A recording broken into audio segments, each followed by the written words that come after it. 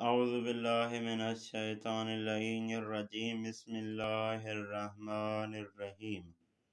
آج ہمارا 8واں درس ہے فارسی کی دوسری کتاب سے۔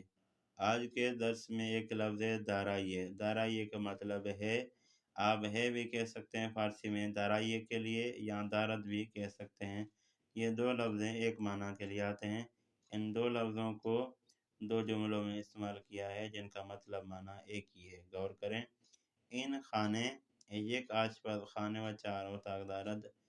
اس گھر میں ایک بورچی خانہ ہے اور چار اتاق یعنی کمرے ہیں۔ اس گھر میں ایک بورچی خانہ ہے اور چار کمرے ہیں۔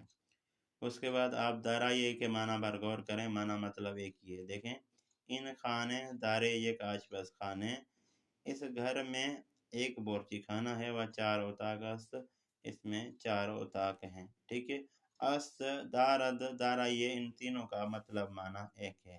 ایک مرتبہ عبارت پھر پڑھ دیتا ہوں۔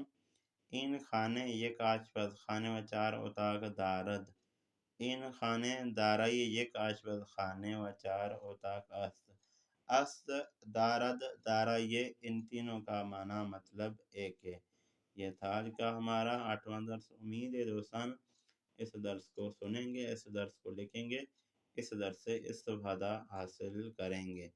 دارائیے، دارد، اس، ان تینوں کا مطلب ہے۔ ٹھیک ہے۔